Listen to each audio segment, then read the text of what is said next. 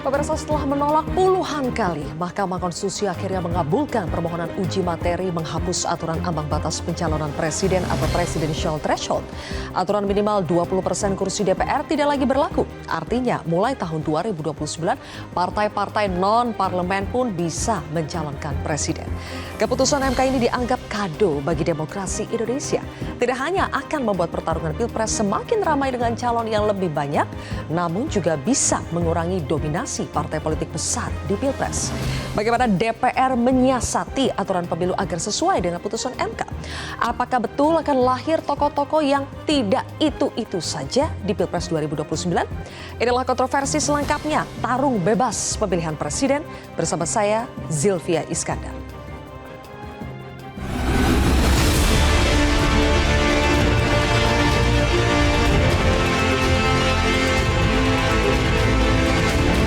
Mengadili. 1. Mengabulkan permohonan para pemohon untuk seluruhnya.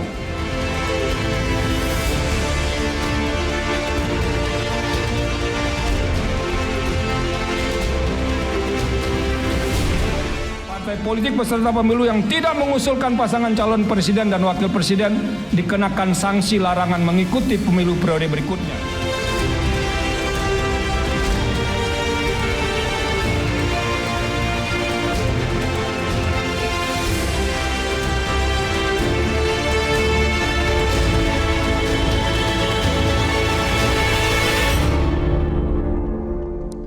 Baik, pemirsa, untuk membahasnya sudah hadir 5 narasumber di studio Metro TV. Di sebelah kiri saya ada Ketua Komisi 2 DPR RI Muhammad Rifki Nizami Karsayuda. Bang Rifki, selamat malam. Selamat malam, Zil. Terima kasih sudah hadir di kontroversi. Berikutnya ada politikus senior Partai Golkar, Nurdin Halid. Bang Nurdin, selamat malam. Selamat malam, Assalamualaikum. Waalaikumsalam. Kemudian di sebelah kanan saya ada Ketua Umum Partai Buruh, Bang Said Iqbal. Bang Iqbal, selamat malam. Assalamualaikum. Waalaikumsalam. Berikutnya juga ada pakar hukum tata negara Bivitri Susanti. Mbak Bibip, terima kasih sudah hadir di kontroversi. Dan selanjutnya Direktur Eksekutif Institute for Democracy and Strategic Affairs atau Indo Strategic, Ahmad Khairul Umam. Mas Umam, selamat malam. Selamat malam. Semuanya terima kasih sudah hadir di kontroversi supaya pemirsa lebih memahami lagi intisari dari putusan MK yang akan kita perbincangkan pada malam hari ini, pemirsa. Saya akan paparkan sedikit apa sebetulnya yang ingin kita bahas pada malam hari ini. Ada gugatan atau permohonan uji materi dari 4 mahasiswa UIN Sunan Kalijaga, Yogyakarta. 4 orang mahasiswa ini menggugat, meminta agar Mahkamah Konstitusi menghapus yang namanya ambang batas pencalonan presiden yang selama ini kita kenal dengan presidential threshold, membatasi ada syaratnya kalau mau mengajukan presiden. Ada 20% kursi di DPR atau total 25% suara sah nasional. Nah, keempat mahasiswa ini mengajukan uji materi kepada MK.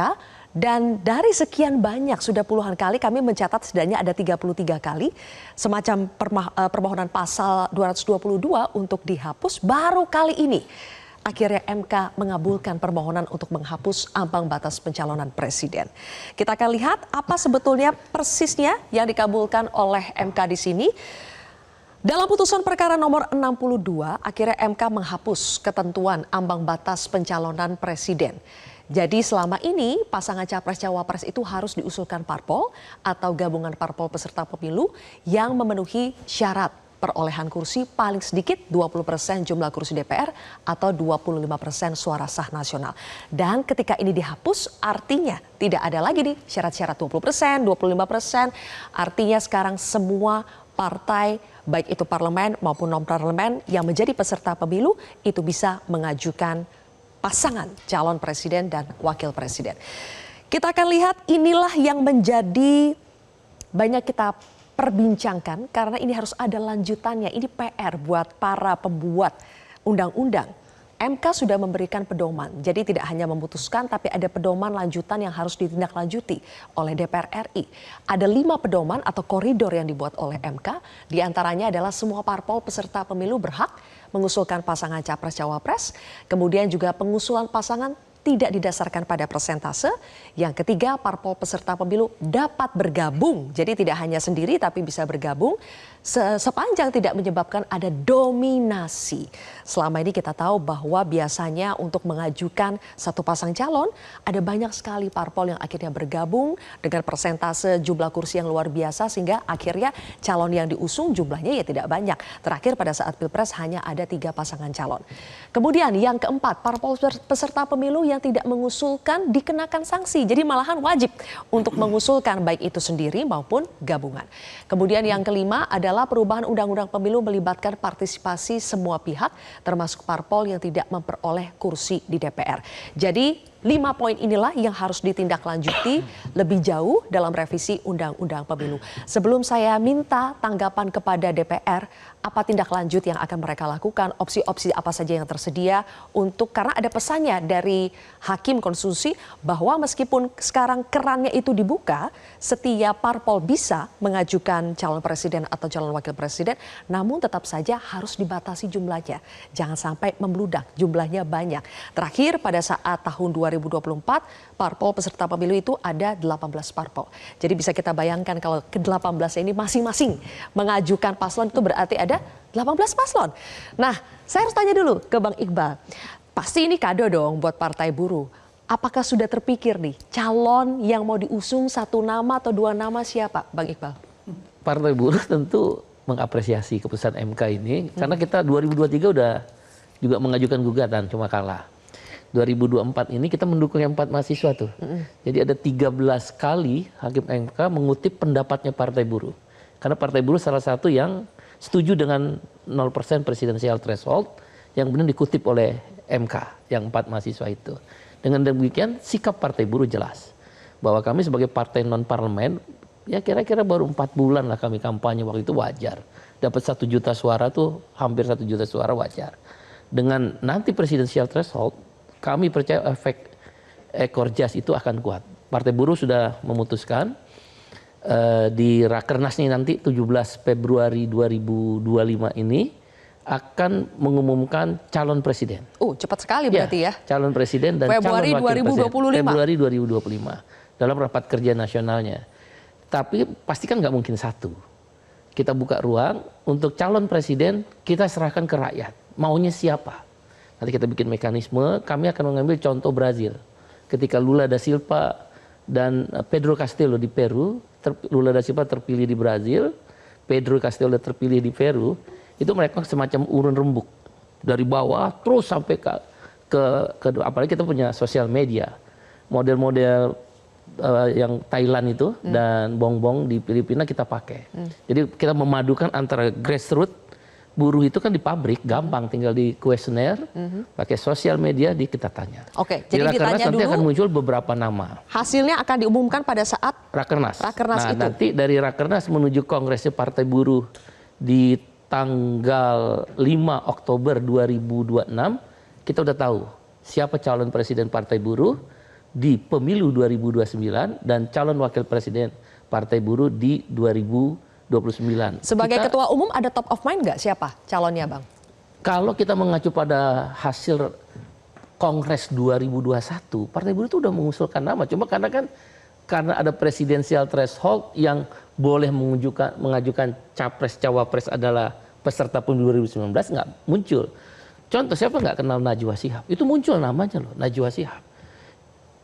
Najwa Shihab seorang jurnalis cerdas perempuan. Kalau ditawarkan dan disosialisasikan dengan baik, kami berkeyakinan bisa. Muncul nama almarhum Rizal Ramli. Tentu Pak Prabowo juga muncul waktu itu. Pak Prabowo juga muncul. Coba sayangkan kan memang nggak boleh.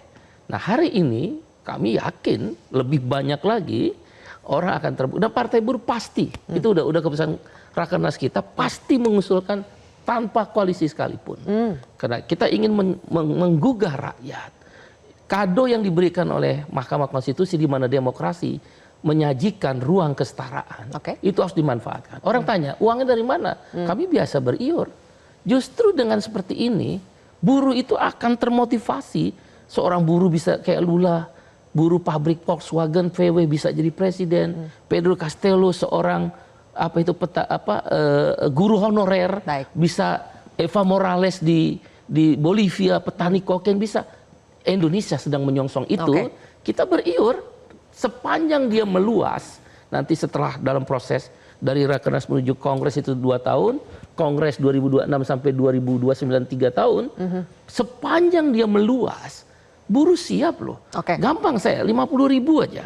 Anggota kami ya tercatat kalau semua serikat buruh mendukung, nggak usah semua buruh, serikat buruh 5 juta, nggak usah macam-macam lah, 2 juta dia setuju dengan yang memperjuangkan hak-hak buruh, petani, memperjuangkan jaminan sosial, 2 juta kali 50.000. Cukup uang untuk berkampanye, dan itu cara kita melawan oligarki partai politik dan melawan money politik. Cara itu kita mau pakai. Kira-kira begitu. Yang bisa dipastikan dari Partai Buruh malam hari ini adalah pasti akan mengusung paslon maupun itu sendiri atau gabungan. Terus yang kedua, sudah ada biayanya, buruh nanti bisa beriur. Beriur. Kalau Partai Buruh, partai non parlemen merespon positif putusan MK, partai sebesar Golkar, responnya bagaimana Bang? Positif atau sebaliknya? Jadi Mbak Silva, Partai Golkar termasuk seluruh rakyat Indonesia ini menyambut baik. Makanya tidak ada kontroversi di sini. Kenapa? Karena Partai Golkar pun pemenang nomor 2 itu sangat menyambut keputusan ini. Kenapa? Karena kita melihat ya, kenapa ada perubahan sikap dari Hakim Mahkamah Konstitusi.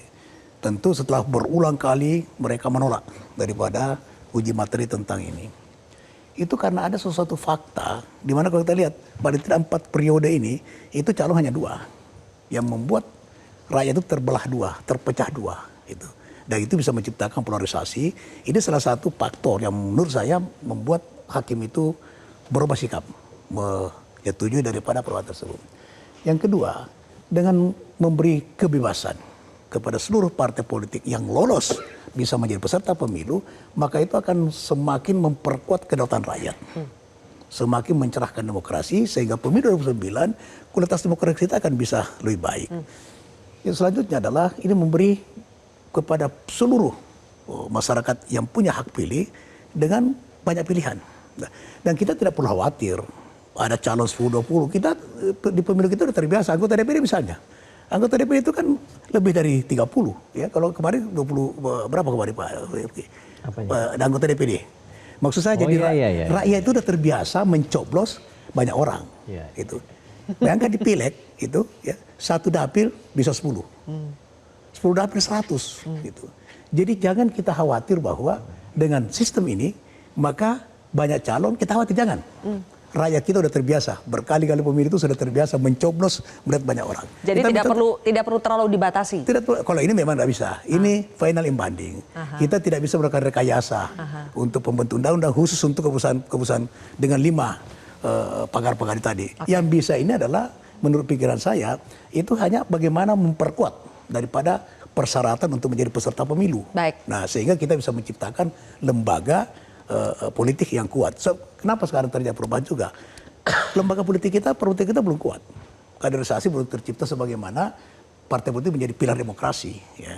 Yang kedua, masih budaya paternalistik oleh masyarakat kita terhadap figur yang akan dipilih. Berbeda dengan Amerika misalnya. Amerika misalnya ketika Obama berkampanye untuk Hillary, itu belum tentu bisa memenangkan Hillary.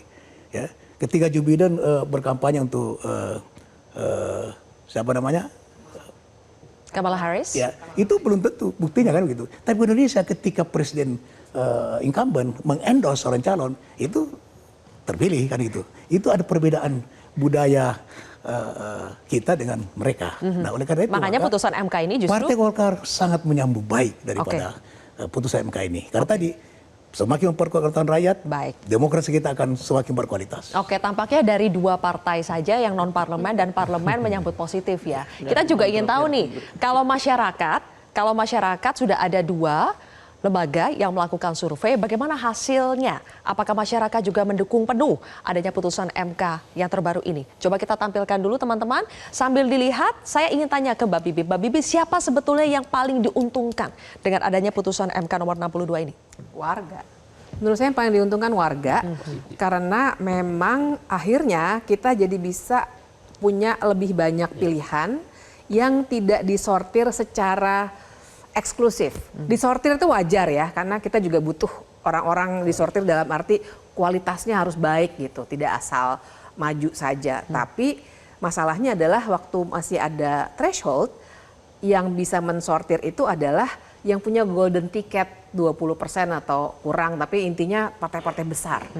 Sehingga kita nggak tahu apa-apa sampai dengan sekitar 2-3 bulan menjelang pemilu, bahkan di ujung kemarin kan diubah dulu syaratnya, tiba-tiba gitu ya.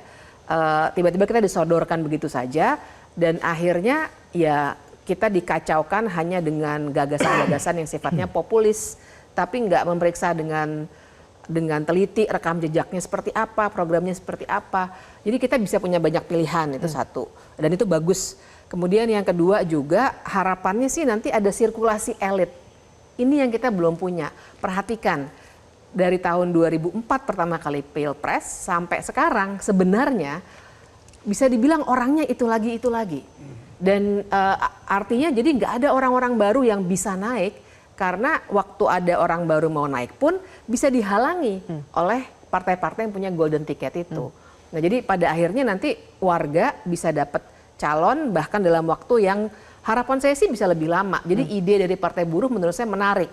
Kita harus arahkan supaya partai politik menggunakan cara-cara yang seperti itu, di mana warga itu konstituen masing-masing silakan. Partai Buruh dengan konstituennya sendiri, Partai Golkar dan seterusnya.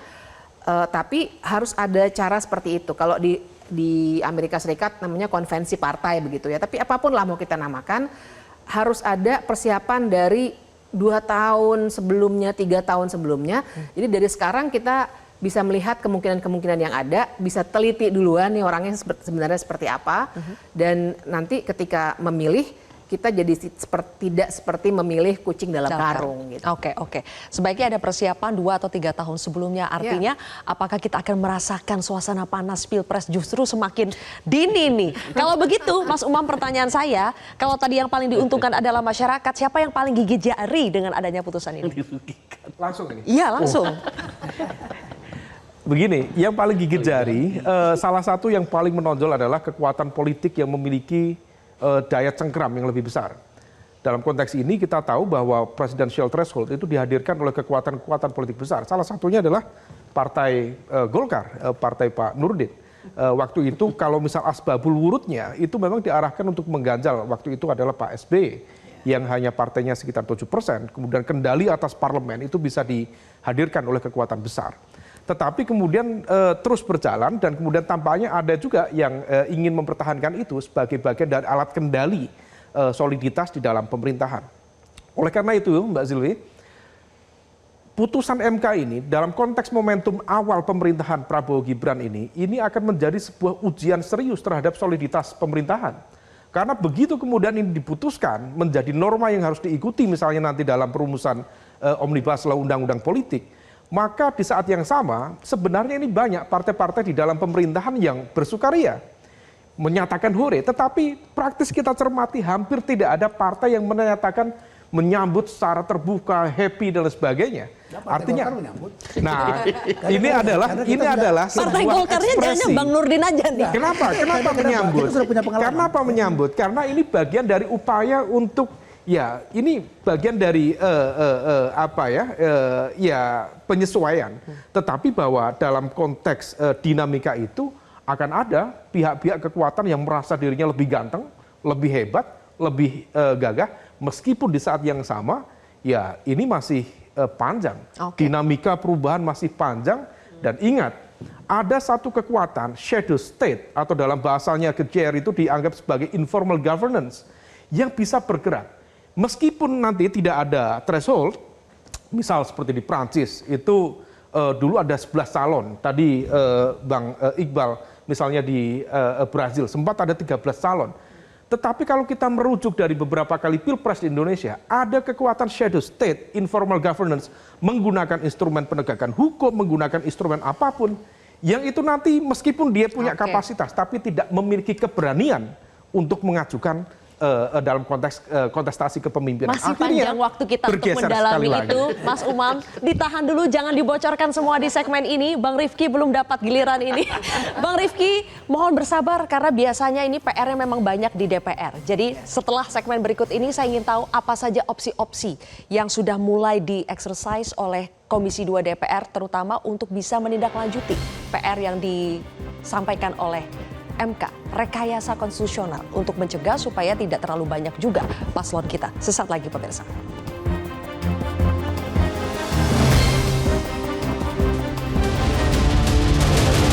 Jelajahi cara baru mendapatkan informasi. Download Metro TV Extend sekarang.